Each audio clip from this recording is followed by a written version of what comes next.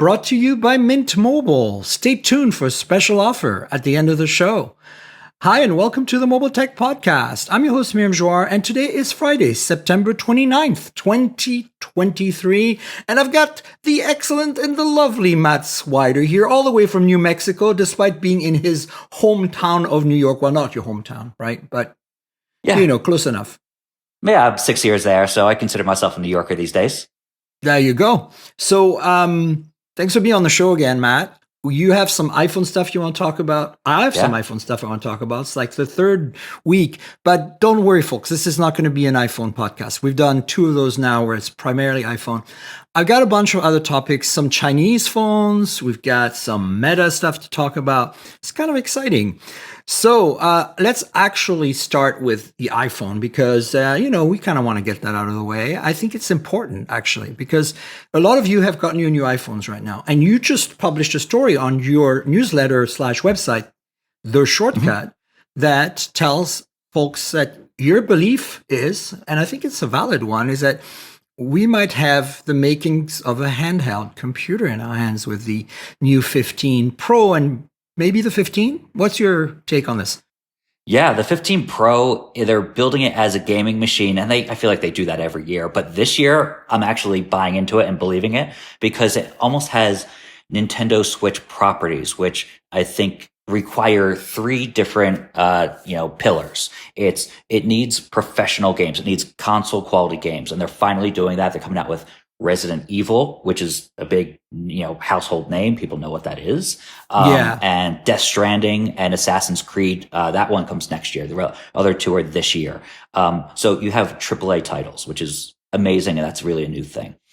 You also have the ability to have this Backbone 1 controller, which I picked up. It's actually hard to find in stock. Everybody talks about this. Like, I'm not a gamer, and I'm almost feeling like I need to hit Backbone up for a review unit because it's a game changer. Sorry, pardon the pun. That's a good pun. I like that. It is. I'm glad you actually waited, though, because you need now the USB-C version of the handheld attachment. So it says only works with Android on it. So when I picked it up at Best Buy, I knew better, but that's the version you need because they still have the Lightning version on display. And it just has this ability to turn into like a PC gaming handheld, like the Steam Deck or even a Nintendo Switch. And you have that capability to play it on the big screen, which is the third pillar, in my opinion. You need like this ability to play either on a big screen or in handheld mode. And then you have an even easier time in that I don't even need the controls unlike a Nintendo Switch. I can just use the screen full time. So they thought of everything.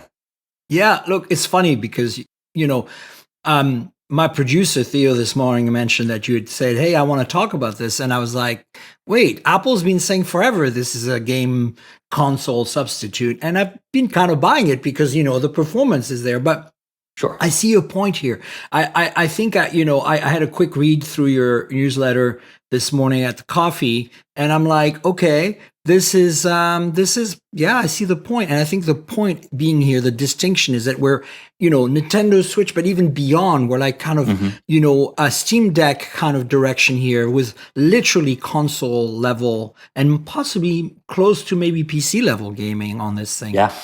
So that's actually pretty amazing to me. Yeah. Yeah. They've done some crazy stuff with the Mac over the years, in terms of their own chipsets. And I feel like the iPhone is getting to that level where, it can handle game. I feel like Apple can do gaming if it wants to. And something I wrote down in one of my articles was the fact that this is the best gaming news for Apple since Steve Jobs announced that Halo was coming to Mac. And then, of course, Microsoft bought Bungie, the developer. And and then all of a sudden there was an Xbox exclusive. So, Steve Jobs was at Macworld announcing the new Halo remember game. That. Do you? Okay, good. You and I have been doing this long enough that we both go like, yeah, I remember that. We're old. but also we forget because there's so many promises in the industry that aren't kept. This is your next website, Matt. Yeah. When your empire grows beyond the billions of dollars, is like keep track of all the lies in the industry and hold people accountable. That's true. It may go over the megabyte limit because that's going to be a long list. Honestly, I think this is part of the industry. There's no way, like, there's so many moving parts. Like, I don't think we can be too mad. I think when it's egregious, when it's obviously like they're being, jerks about it, I think that's a different thing. I don't think Steve Jobs was trying to be a jerk about it this time. No, nope, that's true. Yeah, Microsoft really pulled the rug out from under them. But, that made the Xbox and gave Nintendo and Sony some competition. So it all worked out in the end. So here's a question for you. This is a question that's been twirling around the internet. What if Apple put the A17 Pro in an Apple TV and sold it for $299? Yeah. I think that would be a game changer right there. I know a lot of companies are. I love that pun. Yeah, I know, unintentional. I know a lot of companies are trying to put their, take everything and make it into the, have a cloud version. And you don't even need an expensive setup. So it's, done via server. But I just don't think the internet speeds are there yet. Yeah, right. So, let's see, because I feel like if it gets to a point where Apple does this and gets serious about it and developers go like, they get a taste of it with this iPhone, next year's iPhone. Maybe we see an Apple TV that can do this. And then some of the titles just work, right? Maybe with slightly small changes to the interface to, handle like a controller or like, whatever it might be. Mm-hmm. If we have that, then what is going to happen to Sony's PS6 and, to Nintendo's next Switch or to, Xbox, whatever it's going to be called next, right? Yeah. Yeah. I feel like they're going with the cloud system. I don't know if the world is ready for that and internet speeds are ready for that. We saw what happened with Google Stadia.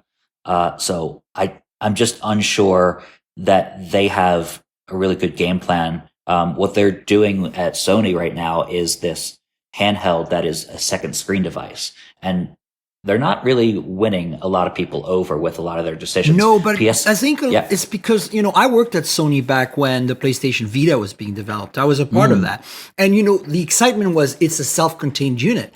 And I think I love what I saw in the device that they just made, the remote device or whatever it's called. But I'm like, that's not what people really want. And as you said, I don't think our internet infrastructure is ready. Speaking of which, there's a lot of you out there, and I know even my audience who's tech savvy early adopters complaining, what's the point of 5G? It's not really that much better. You should check out Anshel, our friend analyst at Moore's Insight and Strategy, wrote a very, very interesting report on on why consumers, the world is disappointed with 5G right now, especially in our markets like North America, the West, Europe, etc.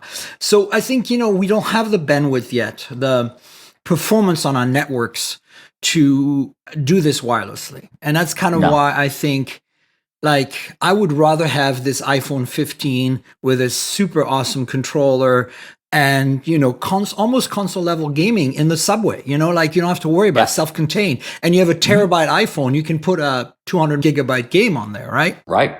Yeah. And to give you another analogy, there's currently the Backbone One controller that I'm using has a USB-C connection. There's one that has the Lightning connection for older devices. But there's Bluetooth controllers out there that do the same thing, but it's such a pain to try to connect them. And it's like, it's forward thinking, but it's a little bit too much. And going old school, whether you're doing a, connection through a controller, through a wired interface, or you're downloading a game, which is very old school compared to the cloud. Sometimes that just works. And they're trying to, advance the technology a little bit too quickly. Absolutely. For me, I'm excited about your take on this because I think people need to get serious. I want the developers to get serious because I'm a former game developer.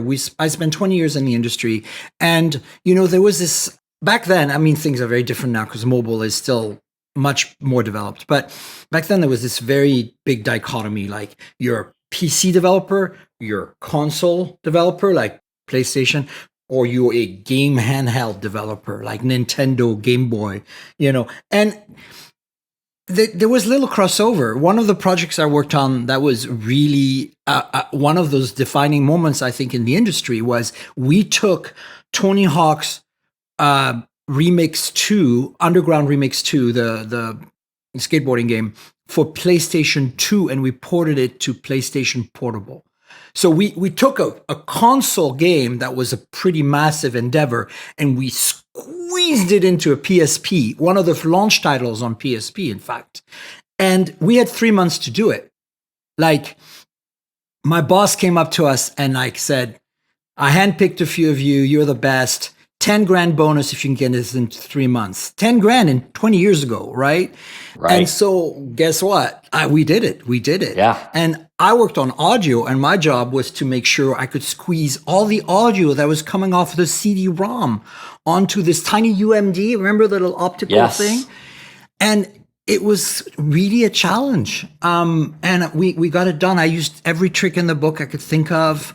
But that was fun. And I think I want to see developers do this, because you're right. Like, this is to the point now where they're not going to have to squeeze much out. Like, it's so close to a console or PC in terms of performance. It's almost a direct port. Like, you don't have to make any compromises, right? Whereas back then, like, we had to make a lot of compromises. Yeah. So, yeah. In my opinion, yeah, exactly. The console wars are over, and it's about, where can I play this everywhere and anywhere, right? So 100%. Like, I'm, when you started your PS5 at the time, right? Like the whole, like, find your best deal. I was like, who cares? Like, I mean, no offense, right? Like, I was like, consoles, like, I get it. Like, I get it. It's great titles. It's more affordable than a gaming PC. But I'm like, this is not where we're headed. Mobile's where we're headed. And now it's kind of coming back. Like, we're like, mobile's good enough now.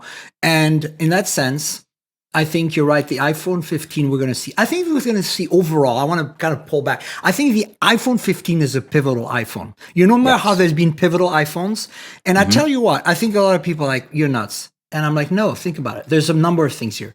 The, tetraprism telephoto is for Apple a pivotal moment. Like, we have seen this for Android, but the fact that Apple has acknowledged it and made it is a thing. USB-C, come on. USB-C, I know it was forced upon them, but for that alone, like, hooray.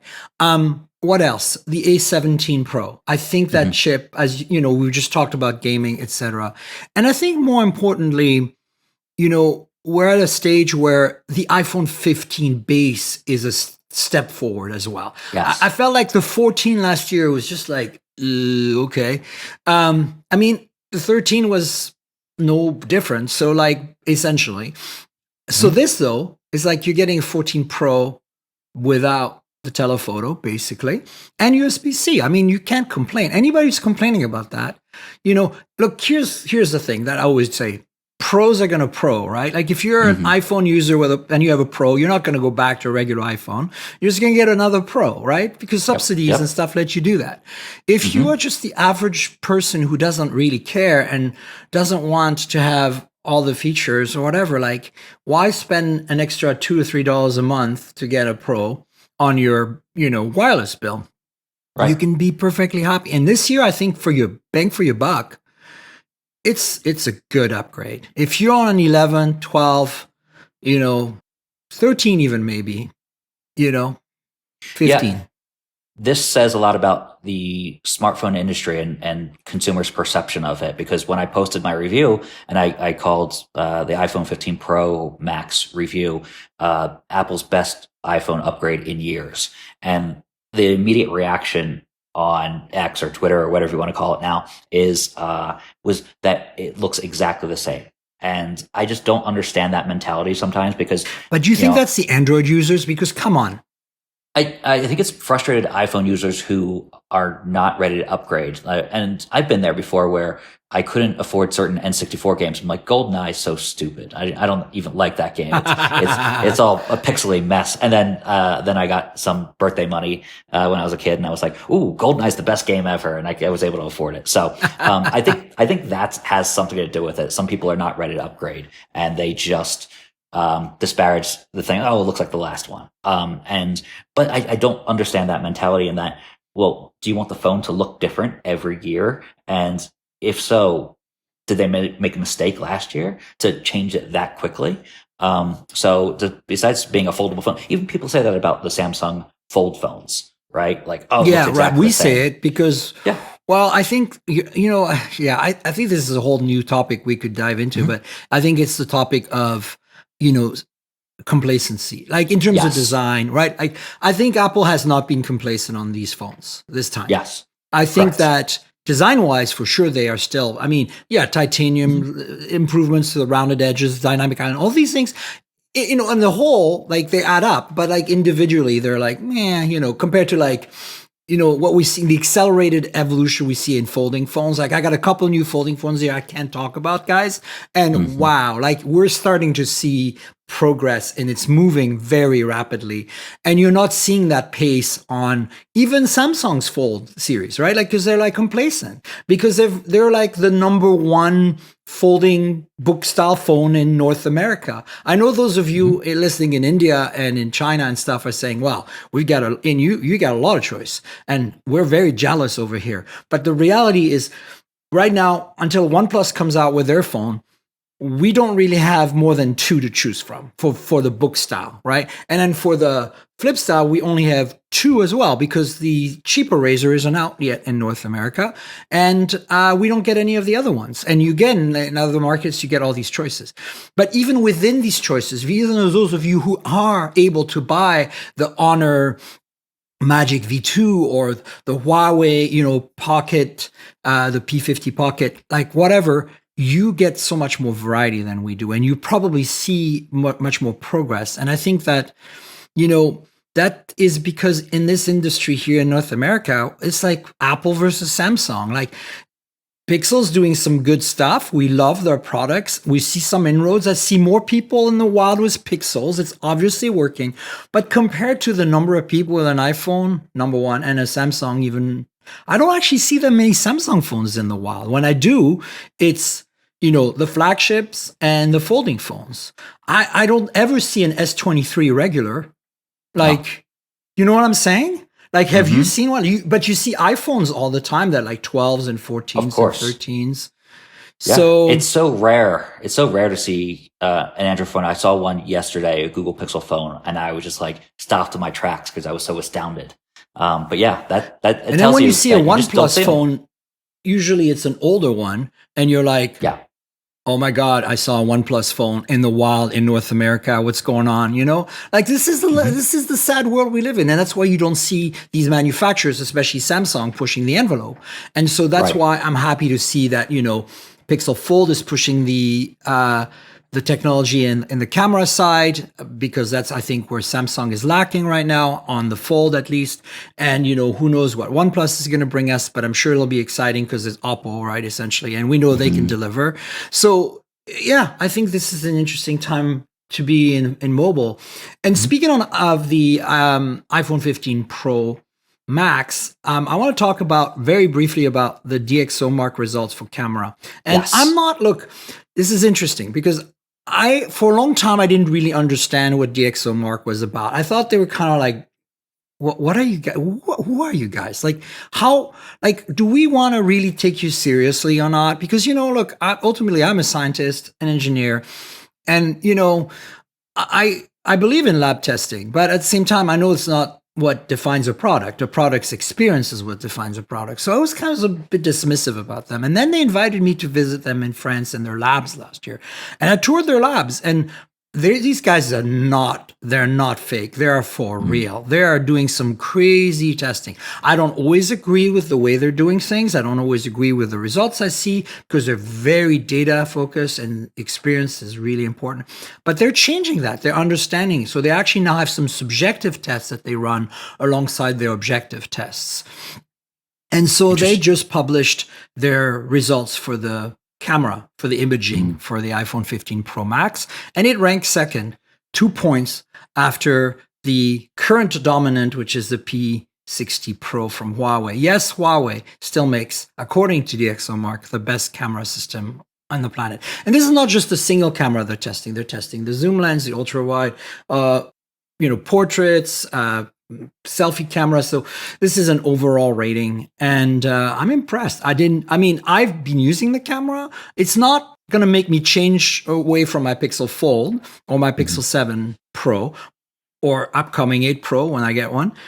I'm sure it's going to be good. But at the same time, if you have an iPhone 15 Pro Max right now, I think this is an upgrade in terms of imaging. And I think because of these small steps, a lot of people are like, how can my iPhone 15 be better than my 12? It's been so many, little refinements in imaging. I'm like, no, it's the imaging is one of the areas where the deltas are significant every year. Wouldn't you agree, Matt?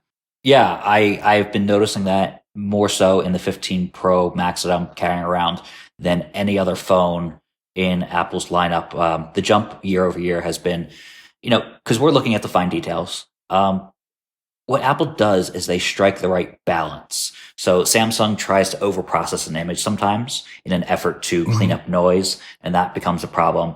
Google sometimes adds too much texture to make it more realistic or enhance it. Yeah, and that's what I like. Yeah, right. And it's become very subjective and a matter of preference. But what's interesting is, they're fixing photos in such a way to please the eye, but it really depends on their audience. And Apple kind of gives this like almost Goldilocks type of status. They just cut it down the middle, and they give you a very realistic looking picture that you can fine tune that to the Samsung style or Google style if you want in Lightroom or a different program. But I find that now the 5x zoom is really just great. I took it to Yankee Stadium for a test to do. I got the worst seats in Yankee Stadium and tried to zoom in on home plate. On purpose. So it was fun. Yes. So, and they were cheap tickets. So I was like, all right, this is a great idea. So, so I have a fuller article coming on the shortcut for that specific, I've taken around New Mexico. I've taken 3 cameras with me just to do that comparison, kind of like DxOMark does, but I'm finding the same results. The iPhone it's significant. As somebody who's tried all the iPhones, folks, this is the first one, especially because I have USB-C now. First one makes me go like, okay, I could live with this. I'm good now.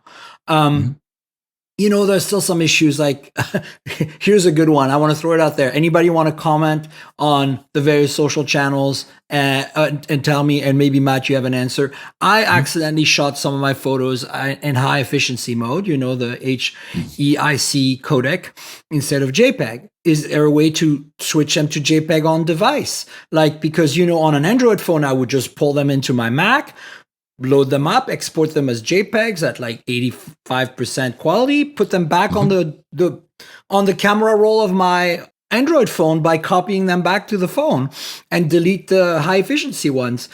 On the iPhone, I can pull them back. I can transform them into JPEGs, but how do I, make them appear physically in the camera roll, not in photos? Like, I can do that, but like physically back in my camera roll. And I don't know how to do that. I don't think there is a way to do that.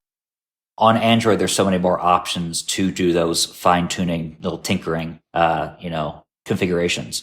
And Apple just, it's a use it this way because that's their high efficiency mode that they have, and it's that way or the highway. But just to go on your kind of we talked about the pros. The biggest con I have is that I take a lot of selfies. The selfie timer on the iPhone is utterly broken. It is 2 menus. Really? It's 2 menus and 1 swipe and 2 taps deep to get it. And if you've ever tried to, someone came up to me at the Apple line and I had helped them get a PS5 at one time and they wanted to take a picture with me. But you're in that moment where you have to tap a little stupid triangle at the top to flip it has said photo, video, cinematic, etc., time lapse. To flip that to the various options, which include the timer. But the timer nowadays is to the right, so it's not even present. So you have to find that, and it looks like the white balance setting. So I accidentally hit that all the time because that's a plus and a minus in a circle, and I always hit that. So then I have to back out of that, and then I have to go to the timer button, and I hit the timer, and then hit 10 or 3 or 10 seconds, and then hold up the phone. And on Samsung's devices, I just hold up the phone, and I put my hand in the air, and I make the fist, and it automatically takes a picture. Yeah. Right. And it just, yes, you can take a picture with the iPhone with a volume press button, or now they have the new action button. But I want to hold my phone at like the corner, right, and hold it out. Yeah. Yeah. I know for sure. Yeah. And like, I don't have that mentality. Like that. Yeah. So if you have a significant other who's not into tech, and I've had that over the years, and you're trying to play with your phone just to take a stupid selfie. And yeah, it's such a nightmare. And Apple needs to fix that because they need to talk to some teens out there who take a lot of selfies because it's a frustration that I feel like a lot of people share. Great. Yeah, I agree. Okay, let's switch to some US kind of centric news. Really quick. Let's talk about Meta Quest 3. I'm kind of meh on this. Look, I'm not against, like, it's progress. It's moving forward with VR. Meta's working really hard on this. I can tell it's, in that sense, kudos to them. But this is more of a meta question for you, not Meta, the company, but Meta, the, more philosophical question. I don't get it. Like, I don't understand people who are every day putting on a pair of VR goggles and exercising for an hour. Like, I understand that they're exercising. They are delighted, apparently, by the experience. They love it. But I cannot get past you're going to get sweaty in a headset. And also, I wear glasses, and there's never a headset that fits me properly with my glasses, where I don't fog up, where it's not uncomfortable, where, and I've tried them all. And every time I'm like willing to try them, I'm like, okay, let's give this a chance. And it's much lighter. Oh, yeah, it's much better. Oh, the quality is much higher. I'm still fogged up. I'm still have to remove my glasses and do some sort of lens adjustment or whatever. I don't think VR is ready for prime time. I'm not sure it will ever be. I think AR is the future. Your beautiful glasses, my beautiful glasses, able to display something on top of our world. And now we're exercising or playing a game and we're perfectly happy. And until we get that, like, I'm not even sure Apple's doing the right thing with their VR headset or AR or whatever you want to call it, right? Vision Pro. Like, I am very skeptical because, look, I'm old. In the 80s, when I was a kid, we were seeing VR headset with like cathode ray tubes that made you look like the alien creature in Aliens, but they existed. People were doing this already, and it's never come to fruition. The steps have been so small evolution-wise that I am not convinced. So, I'll put a link to The Verge's, hands-on, because, Adi is awesome and she is an expert at VR and I trust her judgment. You can look at the specs and all that. But I want to ask you, Matt, more like, is this real? Do we care? Does it matter to the average person, even a tech-savvy early adopter person, if it's so specific to people without glasses and people who don't, who live like in sweaty Philippines? You know what I'm saying? Right. Yeah. Yeah. You could say that they're putting the meh in MetaQuest. I've been sitting on that one for a solid minute. But yeah, no, I agree with you. I experienced this with PSVR 2 as well that Sony came out with. It was $550. It was too much money and it didn't advance the technology nearly enough. And I think Meta, previously Oculus, has done a good job at being the market leader, but they really don't have a lot of competition.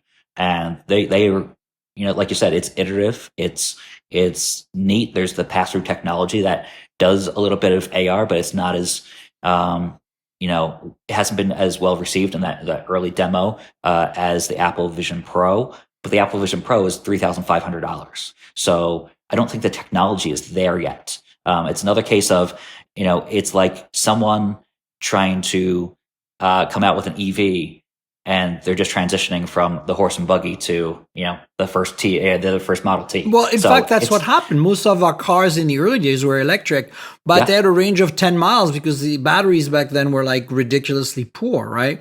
And so somebody found dino juice one day, made it go boom in an engine, and we're like, this is 100 times better. Like, let's go with this. And here we are. Now we have the technology and it's moving back, right? Like, I get it. Yeah. So I think we'll be there. I think these devices, especially the Apple Vision Pro and maybe the MetaQuest 3, are for the developers, right? For creating that ecosystem.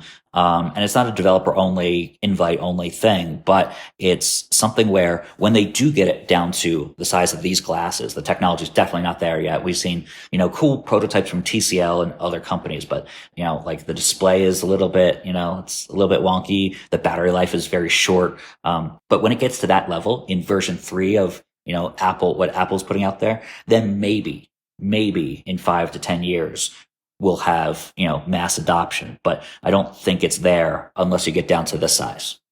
Yeah, and look, know we need to go through these steps, but I don't understand why these companies are putting these products out as consumer products. Like, just Yes. give them to developers. Don't even sell them. Just give them. That's going to accelerate the stuff, and keep researching it. Fund it through, advertising for Meta, iPhones for Apple. The stuff that is your bread and butter. Like, why even bother to sell this stuff? I know you Yeah. have a kind of a cult audience with Apple. Like, no offense to Apple users. I'm a Mac user. I love my Mac. I'm a cult Mac person for sure. Not an iPhone user, but I get it. I get the love. But I'm just saying, like, why even, because it's confusing the consumer. The consumer is going, this is crap. Why would I want this? Why are they telling me to buy this? Because they don't understand. Instead, if you said, no, this is not for you, this is for other people, Right. The people who are working on this technology, 10 years from now, this will be for you. Like, I think that would make more sense. That'd be honest. That'd be the way to go. I don't know. I think Google Glass went through the same thing, where it was so expensive and it wasn't ready. And there were a lot of people who were turned off by that. And it created some, a bad mentality around the wearing of that device. Yeah, and we have a precedent with Google Glass. There you go. Whereas smartwatches are a perfectly valid thing. Personal audio is a perfectly valid thing that we've developed over time. In fact, I want to see more AI built into our personal audio. And I'm not just talking about the new features on the new AirPods that let you adjust the level of noise canceling automatically with your environment. That's good. I want to literally be able to talk to myself and say, like, hey, I need to set an appointment for this. Hey, can you respond to that email I just read on my screen?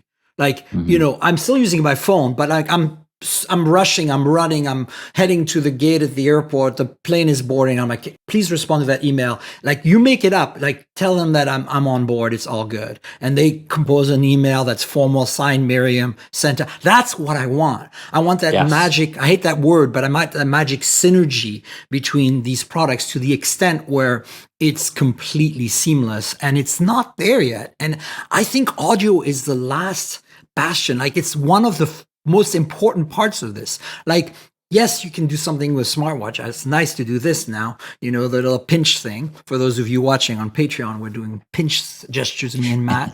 But it's like, it's a whole different thing when you're just talking, and audio processing has gotten so good. AI can remove background noise now so well that you could be this in the loudest environment and talk to yourself with earbuds in your ears, and it would totally understand what you're saying and do it.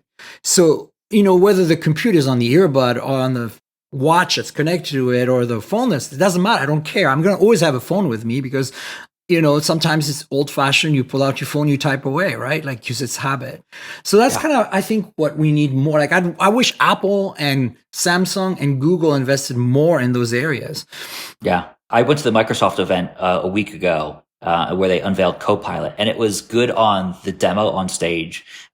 Maybe not as good when it took a while longer. Like your scenario of, you're about to get on a plane and say, respond to that email.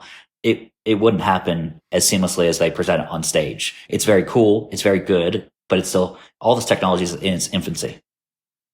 Yeah, let's quickly touch on Surface stuff, because last week it hadn't happened yet when I did the podcast, and then we couldn't talk about it. So we got a few new devices. Very evolutionary, right? What other devices we got? Yeah, it's the Surface Laptop 3, and there is a new Go for business, but there's the Laptop Go 3. I feel like they, and like the entire industry, responded that these are kind of iterative and they're pulling back on hardware. Panos is not there anymore. He's which is why probably Panos left. Yeah. Yes. Is there also was there a Surface Laptop Studio 2 as well, I think? Yeah. So that's the other one. The Studio 2 was interesting in that it was a little bit thicker, which is the opposite of what you expect. But they want to beat the MacBook Pro handily, and they do according to their stats. But I haven't gotten the device in yet. Right? But it, AMD. And it, I forget which, but it's like the MacBook just pulls ahead. It obliterates this. I know, right. It's like there's no contest here. Yeah. Oh, so even if they win a short term, that MacBook Pro, that next one that comes out, is just gonna be a lot better, a lot faster, and just easier to use in a lot of ways. I switched after I bought my first iPhone, or I got my first iPhone. I switched to Apple devices. I was a hardcore Windows fan up until that time, and it was like the gateway for me to start adopting Apple technology. Back in 2000, I want to say 2009, and I started really seeing what Apple does best is they create the hardware and the software, and they talk to each other really well. And that just wasn't happening at that time because Windows Vista was out. And I feel like they just really haven't escaped that. They've gotten better at Microsoft, but they haven't escaped that pitfall. I'm a little worried that Panos having left, that the kind of push for the hardware, which I think this is one of the things that made Surface so exciting to me, was it's Microsoft trying to be Apple. No offense to Microsoft. Copying sometimes is the best form of flattery, as Steve Jobs say, right? Like, look, PC makers, I love my Asus devices. I love some of my Dell and some of my HP devices, but they're never quite as refined and polished as what Apple does. And I know I'm going to get a lot of criticism for that, but this is like, folks, when you've covered tech as long as me and Matt, there are realities in tech, and Apple knows how to design and build devices. I'm talking hardware. Never mind the integration, the ecosystem, the software. You look at that hardware, and it is so polished. And Surface was the first time I ever saw a PC maker come close or even match. And yes, there's been a few exceptional Asus and Dell and HP machines that are like that. Like, I'm thinking laptops, the Ultra books, if you like, if that term is still even used, because that was invented because of Apple's MacBook Air, the original. And that was the response of the PC industry. But I think, like, overall, Surface brought so much innovation, so much good stuff hardware-wise, and I'm worried we're going to lose that with Panos being gone. And of course, if that's the direction Microsoft doesn't want to go into anymore, of course he would go. Like, why? I mean, he's the guy who was pushing the Duo and the other weird tablet foldy things. Right? Know? Yeah, and they're just their hardware. They don't have a VR headset. One thing they did announce that was kind of exciting is the Meta Quest 3. They're coming out with Xbox Cloud on Meta Quest 3, meaning Xbox titles are going to be there. So they're almost piggybacking off of someone else's hardware, which could be good because we need more rivalries. Sony has its thing. Apple is going to have its thing. So, like, Microsoft finally has a headset, but it's not their own. And I just don't know what they're doing with hardware. The HoloLens is no longer a thing. They came out with the HoloLens 2 and just didn't really support that as much as you would expect. Yeah, absolutely. All right, so let's go through some news items rapid fire here. First of all, let's talk about, again, finish off the US-centric and Western-centric news items. GSM Arena, got a links in the show notes. They're my news source. They cover everything, which is really great. If I want to catch up and check them out, they're also a good database of phones. But the S23 Fan Edition, which has been rumored forever, and leaked forever, we've covered it a few times. I think it's very close to coming because there's rumors of a price of $599, and those rumors of the Snapdragon 8 Gen 1, not 8 Plus Gen 1, folks, somehow weirdly 8 Gen 1, are actually, from my sources, looking like they might be true, and that is very strange. It feels to me like Qualcomm's like, we've got a little surplus of these crap chips that everybody hated. Have it for your fan edition for the US model, I think, because I think there's going to be a fan edition abroad with Exynos, is my gut feeling. But here, look, this is just a rumor at this point, but I have a feeling the shoe's about to drop. So if you are, looking at a fan edition, you might also want to look at an S23 regular because it's probably available for $599 right now as well. So don't wait for this phone. I think, you're going to get a better experience with a S23 if you can find one for a good discount through your carrier. Like, I'm not even sure. Why do you think they're making this phone, Matt? Like, what's the point when you can buy an 8 Gen 2 S23 or S23 Plus for probably $599 now? Yeah, in the U.S. market, it doesn't make sense. Maybe elsewhere, if the S23 regular is more money, like, it's just it's too many. It's what Samsung is guilty of, having too many devices out there. And you think, it trickles down. I get some, lesser specs for only $600, but the S23 series has been on the market for a while. So, you're going to get price drops, especially on Amazon and different locations, to find that phone, which is a better phone for around that same $600 price point, or that's what's rumored. Basically, yeah. I don't know. I think that during the early days of COVID, when the S20 Fan Edition hit, it really hit the right nerve. Like it had the right scale down, but not too scaled down version of the S20 with, a really aggressive price point. And I think it was relevant. The S21 FE did not hit that. It was disappointing in that sense. And the S22 FE didn't exist. The S23 FE, I don't think is going to be worth our while in this market. So for those of you abroad, though, might be totally awesome. Also, rumors. This is a rumor, or maybe it's not. Let me see. That the Sony Xperia 5 Mark V might not be coming to North America at all. So apparently, Sony said this in a statement. It's not coming, so it's not a rumor. But look, I love me a Sony phone, because anybody who goes nuts and makes whatever the hell phone they want and doesn't care if they're selling any and prices it like a baller, basically, and it's a good product all around. Like it does everything well. It has every feature you can imagine. And this is just a scaled down version of that. So I appreciate Sony for what they're trying to do, but I'm not surprised this is not coming to the US. Come on. Like, why would they even bother? Right. So, don't expect too much. Yeah, they're focusing on the Xperia 1 V or 5, right? Yeah. Mark 5, yeah. Yeah, and that seems to be, if I was running Sony, there's been times where I was like, what are they doing? This is, a terrible decision. I think this is a good decision for them, simply because they should put their eggs in the flagship basket. They're slowly starting to do that over the years. I'm mystified that Apple is the one leading the gaming charge right now, and it's not Sony, despite having the PlayStation brand backing. They tried it a couple of years ago. Because they're too siloed. They're too siloed. Yes. The only silo that have managed to kind of cross over a little bit in the last few years is imaging with the Alpha team and the Sony Xperia phones. You and I and the other journalists for decades or years complained enough to Sony saying, you make the best camera sensors in the world. You sell them to Samsung and Apple, and you're not using them for yourself. Like, what is wrong with you? Well, we don't want to step on the toes of our... No, work together. This is the whole point. Right. And they did, and it's paying off.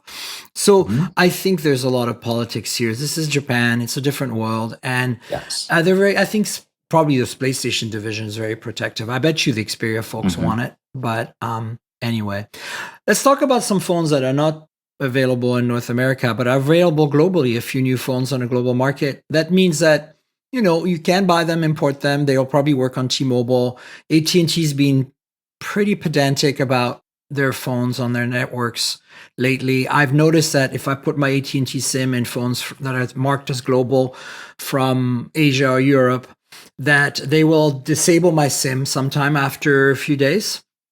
And I can call them back and say, hey, what's going on? Enable my SIM again. But I need to give them an IMEI of a supported device. So I just give them like a Pixel or an iPhone or a Samsung phone that's sold in North America, and they're back in business. And within seconds, my SIM works again. But again, days later, if it's in that same phone. So if you're an AT&T customer, and this is a new thing, that's what I'm mentioning. It's like a PSA for you guys, right? If you're an AT&T customer and you are like me into global phones, weird phones you can't buy officially in North America, and you want to bring them here, switch to T-Mobile, because they're gonna leave you alone. The other problem with AT&T is if your phone doesn't have voice over LTE, that phone that you put your SIM in, you won't get phone calls.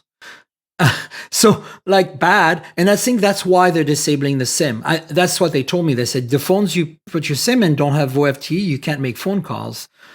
We don't want you to be in trouble with 911 and whatever. So I think for them, it's a legality thing. I don't know. It's really weird to me, because you can dial 911 with the phone without a SIM. So what the hell? Right? I don't know.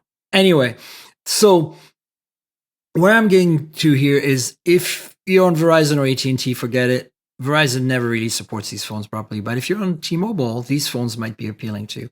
So the first set we have that launched are the Xiaomi 13T and 13T Pro. These are like Xiaomi, I don't know if you know this, Matt, but every year Xiaomi comes out with their flagships in the beginning of the year. And then halfway through the year, they kind of do the OnePlus thing where, what your OnePlus used to do, which is like come with a like affordable flagship. Like they shrink the specs a bit and price it a lot lower. That used to be like the 9T and the 10T and all the T series before that, right? And that's kind of what this is. And it's also called T, kind of funnily. But every year you get this flagship almost experience for a much lower price. And these bring the Leica camera systems from the proper flagships, if you want to call them that, from Xiaomi down to an affordable price. They don't have the 1-inch sensors, though. That's what the big thing we thought. We knew these phones are coming because it's inevitable because they do it every year. But like, were they going to get the 1-inch Leica sensor? And they did not. But they look really good. I've got both of them. I'm probably just going to play with the 13T Pro because the differences between them are minor. They're identical except for one has a Dimensity 9200 Plus, which is, MediaTek's like 8 Gen 2 equivalent. And then the other one is an 8200, which would be like a 7 Plus Gen 2, whatever the latest 7 series from Qualcomm is. So basically, the only other thing apart from that is battery charging speeds. So same battery size, 67 watt versus 120 watt. So, no wireless charging, plastic frame. Basically, everything you're familiar with the T series from Xiaomi, if you used them before, the corners they cut are the same. The plastic frame, lack of wireless charging are pretty much on point. But the camera systems, I haven't had a chance to use it very much yet, but I think it's going to be pretty good. If you're looking for the Leica experience at a lower price point and you're a Xiaomi fan, these are the ones. Otherwise, I'm not sure, I wouldn't go out of my way to buy these phones for some reason. It's kind of more like it's kind of like the fan edition. I think it's for the people who are like, I want a Xiaomi phones. I want the Leica. I can't afford it because I live in India or whatever. The 1-inch sensors are too expensive. They're really fancy flagships. And this is much more my thing. So, yeah. The switch from Qualcomm, they used Qualcomm in the 12T Pro. So that's the thing. Yeah, I'm glad you bring it up because that's the thing that's really interesting. In the past, these have always been not really detuned on well, I don't know if detuned is the right word for Qualcomm to MediaTek because they're pretty good MediaTek now. So I think it's more like it's interesting that they didn't stay with Qualcomm for these, as you pointed out. Yeah. MediaTek was kind of like a MediaTek chip in a phone. It was kind of like the death of that phone. Now MediaTek has kind of grown up to be actual, viable competition. And the 9200 Plus is that's a very interesting change. The other thing I'm interested in is you mentioned the 120 watt hypercharge. That is something I'm very jealous of because we're hardly getting 45 watts out of Samsung phones. Some phones have it, some do not. And the S23 has it, but the Ultra has it, but I don't think it was in the foldable this year. And the fact that we're just reaching for 45 watts and Apple has I know, watts. Right? It's like other people are on to 120 watts. So that really interests me in this phone. And here's the thing. Here's the kicker. The 120 watt charging on the T series Pro model has been there since the 11T Pro. Yeah. And so I don't know it's like 2 years now for this series. Yeah. And some of the phones in China come with a charger, which is just astounding. Most of them. I actually think pretty much all of them these days, which is amazing. Yeah. The next one I think is interesting is Techno. So Techno, is a brand that kind of a sister brand is Infinix. They're mostly available and popular, in the African market, India, Middle East, South America, and they're very big there. And they're big. It's like, think OnePlus back in the day. Value, great specs, bang for your buck. Now, the software, it still needs a bit of love most of the time, but I've been playing with these phones for 2-3 years now, on and off, the Techno and Infinix. And honestly, sometimes I'm very impressed. Sometimes the cameras are really great. Sometimes the software is fine. Sometimes, they have the right combo of things. Sometimes they make flagship-ish phones that cost $500 and stuff. And lately, Techno has been on a bit of a folding rampage with the Phantom V Fold that came out MWC, and now a flip phone, Phantom V Flip. We knew this was coming. I mentioned it on the podcast a few times in the past, if you guys are paying attention. But this is out. This is available now. It's a real thing. And yeah, it looks pretty nice. It's got a round display in the middle. What's your take on that one? That is super unique. Like I love the fact that these flip phones are very design focused, and this is a unique fashionable trend. So it's like very fashion forward. Yeah, that 1.32 inch external display. I think the future is having display entirely on the front, but I like for sure that they're literally cutting corners in a way to have something very unique. So I love the that. puns in this show today. We're doing it. Yeah, I'll give you a fun fact. I own the Fold, their Phantom V Fold, and do you know, you were talking about how Sony makes the camera for other people. Do you know who makes the screen for the Techno phones? These it is a company by the name of TCL. So they're sourcing TCL screens. TCL, wow, right. Right. And you would think that TCL would come out with this foldable phone, but Techno is so big in certain markets that TCL would just struggle to compete in, that, you know, it's a more viable option. That's my guess. That's my analysis of it, that they're doing it because it's harder for TCL to break ground in that option. So they'll make more money by selling it to Techno and providing the supply of screens. Yeah. And so if you look at the specs here, you know, overall everything's pretty solid. There's like metal frame, you know, like vegan leather, all kinds of good stuff. No OIS on the main sensor, so this is where you see they're cutting corners. You get a Dimensity 8050, which is a mid-range or upper mid-range chip. So not a bad chip. You know, it's like a 700 series from Qualcomm. And you know, it's pretty respectable. 120 hertz display, AMOLED, of course, all that good stuff. So I think, you know, for those of you in that market, and again, like 45 watt charging, boom, like that's the thing. Like in the rest of the world, this is just a thing. You know, you don't get 20 watt charging on your $1,500 phone, you know, whatever, yep. Right? Anyway, yeah. So this is a thing now. The next thing that I think was interesting this week was NIO. So NIO makes cars in China, and it's a Chinese electric car manufacturer. Kind of like NIO and XPeng are new companies in China that are basically EV only companies. Think of like kind of like Tesla. They're startups. They came out of nowhere. Now, of course, I'm sure they're heavily funded by some, you know, bigger car maker in China or something. Like I'm not sure the exact, but their cars are cool. Every time I see a NIO or XPeng review on YouTube from somebody who lives in China, or now they're coming into Europe too. So, you know, like Norway has the most EVs in the world. They've had the NIOs and XPeng for a little while. So we're starting to see reviews. Everybody's ranting and raving about them, how awesome they are, and saying, you know, Tesla better watch out. And I believe it, because these are heavily software defined vehicles, which means they're like the Tesla. Everything is software upgradable, you know, unlike the traditional car makers who rely on different companies to make the different components. And so they have these companies are the ones making the software and the hardware. And then Mercedes integrates all that stuff, like suppliers that are creating their stuff. And then it's harder to upgrade all the different boxes in the car because they're made by different people.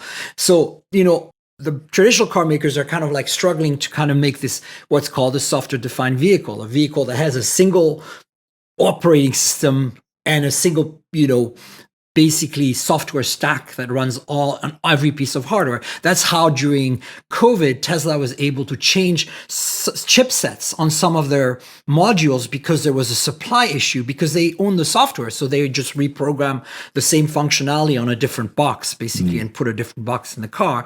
And then they can have, you know, flexibility and also upgrade the software anytime they want on anything. So NIO and XPeng, I like that. And this is so cool. NIO decide, hey, let's make a phone. Let's make a phone for our customers in China, right? And so this thing is dope. Did you see the specs on this? It's like a proper flagship. I did. Like, I'm very surprised on their first run that they have competing specs. And I know you're going to mention this, the fact that, you know, it doubles as a car key, and has, you know, all this vehicle related technology to it.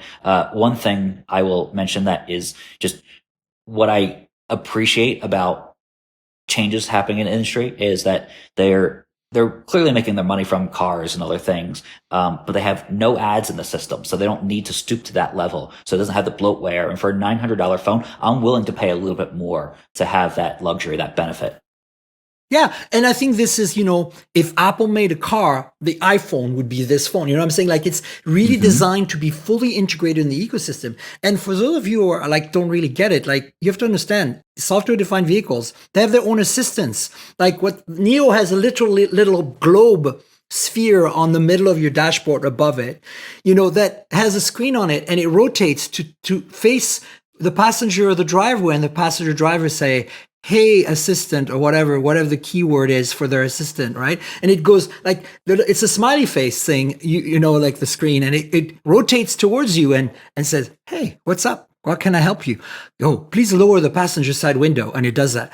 Like, I know a lot of you don't have cars that do that, but I've been living with a Tesla for a few years, and you can literally do that. Say like, open the driver's side window, and it does it. Like, you get used to it.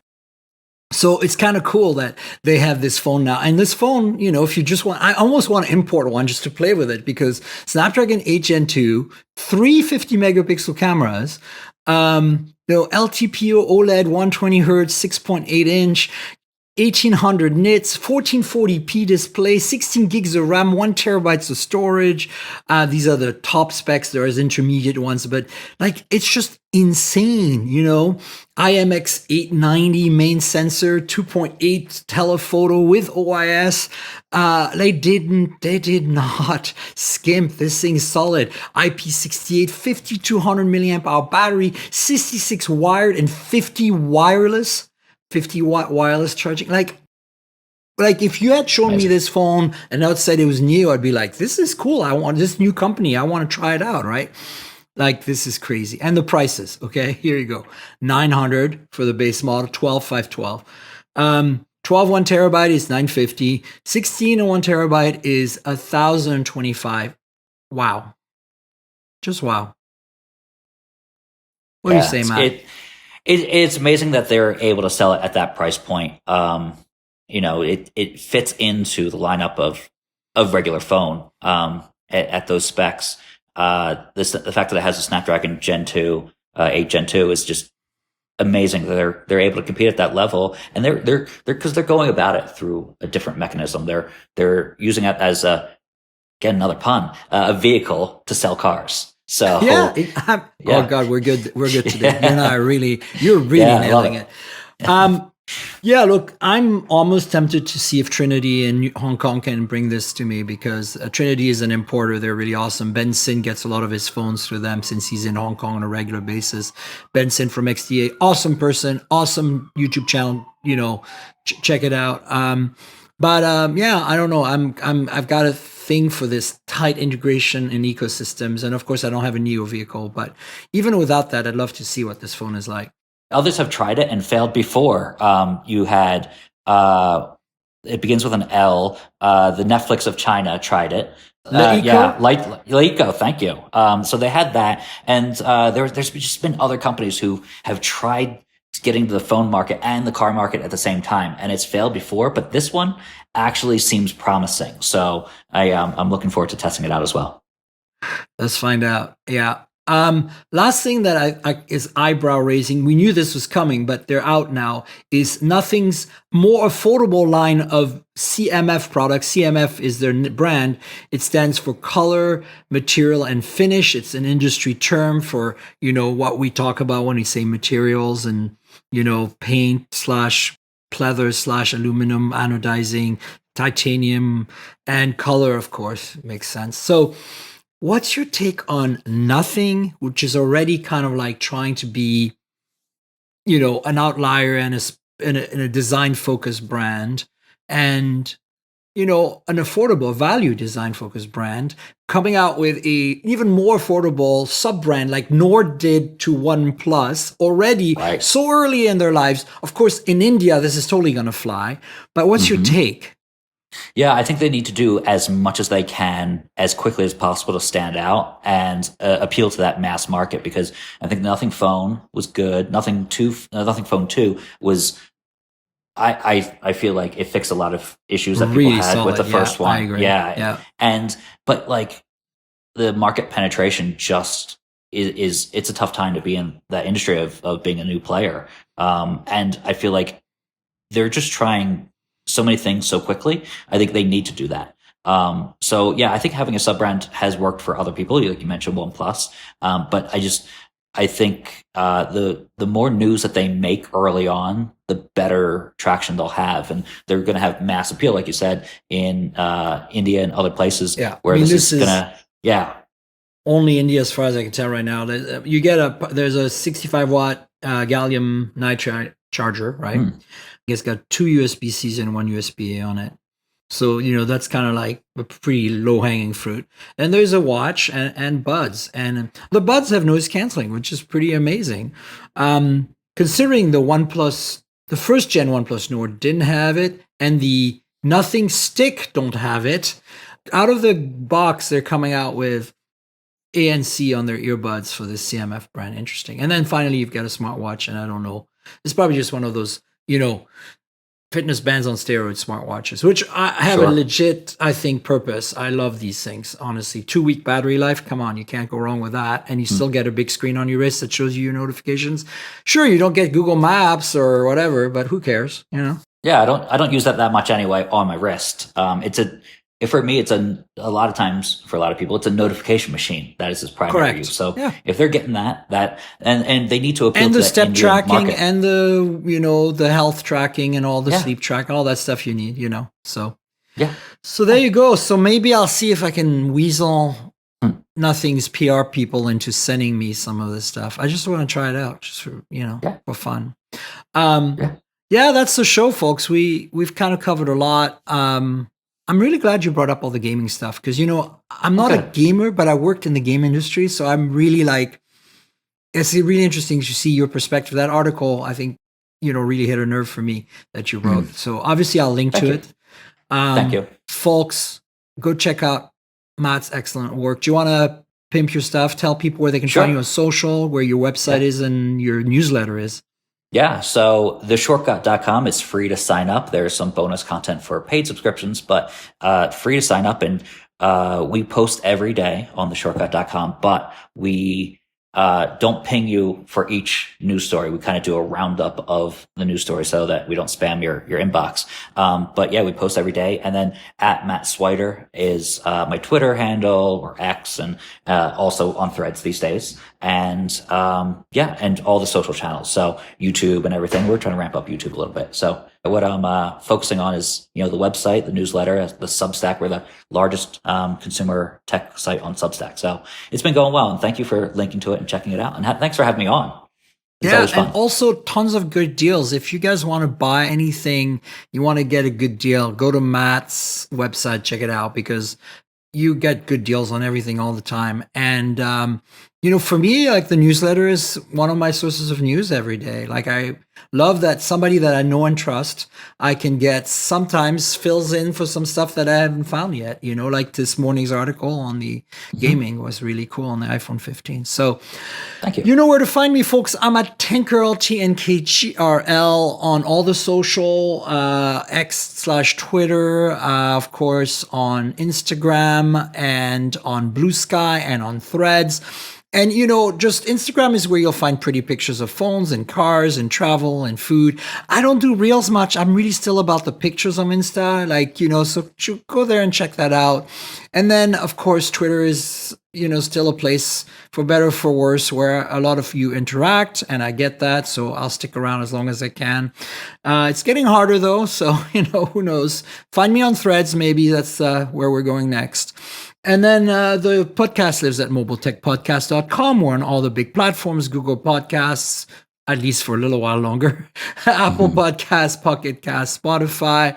And we are on YouTube as well, youtube.com/mobiletechpodcast. So please subscribe to the podcast, the podcast audio part, and then to the YouTube channel. The YouTube, you know how it works. Like, subscribe, tell your friends, click the bell, comment about the podcast on the videos even. I do mostly hands-on, some, unboxing, some reviews, that kind of stuff. But if you want a special treat, you can watch the podcast every week on video and have us sometimes brandish devices and do the finger tapping like we did with the watches earlier and see our happy faces and be more kind of immersed in the experience by joining Patreon. Patreon.com/TankGirl. That's patreon.com/TNKGRL. I have a video version of the podcast. You get it a day or two ahead of time. And sometimes there's extra content. We go overtime and I add that content, I keep that content in for the video. So you get podcasts that are longer and the audio version that gets cut. So consider that. Bloopers as well. Some fun stuff. So yeah, check out the Patreon. There's other perks there, including our Discord server and stuff. So hope to see you there. And finally, I want to thank our sponsor, Mint Mobile. So as you know, I'm constantly reviewing multiple phones, and while that's fun, it also means I'm constantly spending a lot of money for wireless service on multiple SIMs. That's where Mint Mobile comes in, and that's who I'm partnering with for today's podcast. If you also want to save money on your wireless service, switch to Mint Mobile. As tech-savvy early adopters, you've probably heard of Mint Mobile before, but let me quickly tell you how awesome their service is. Mint Mobile offers premium wireless for as low as $15 a month, and you don't have to sacrifice any coverage, speed, or data. They're built on the nation's largest 5G network. They keep costs low because they sell direct to you online. They cut out the retail stores and salespeople. Why should you pay more than you have to for access to the same network? In my experience testing phones, Mint Mobile delivers the same data speeds and call quality as the big three for a fraction of the cost. Switching to Mint is super easy. Thanks to their eSIMs, you can sign up and activate immediately right on your phone from the comfort of your home. No more standing around and waiting in line at a big wireless store. You can keep your current device and phone number and easily switch services. And if your phone isn't eSIM compatible, Mint will ship you a new SIM free of charge. All Mint Mobile plans include unlimited nationwide talk and text, lightning fast 5G, and free mobile hotspot. Mint will show you how much data you use each month and recommend plans that save you money. Mint also offers a modern family plan that lets you set up a super affordable family plan with as little as 2 lines. Use my link mintmobile.com/mobiletech to get premium wireless starting for $15 a month. That's mintmobile.com/mobiletech. Stop paying more than you need on your wireless bill and start saving big with Mint Mobile. And I want to thank you, Matt, for being my guest yet again on the show. Thanks for coming by. Thanks for having me on again. It's always a pleasure. And I love just talking tech. So, there's no one better to talk to than you for this stuff. And thanks for joining me from all the way back in New Mexico, lovely place. I'm glad we'll have you on the show at some point in the future. And folks, we'll have a show next week, so please stay tuned for that. And until then, cheers, everybody.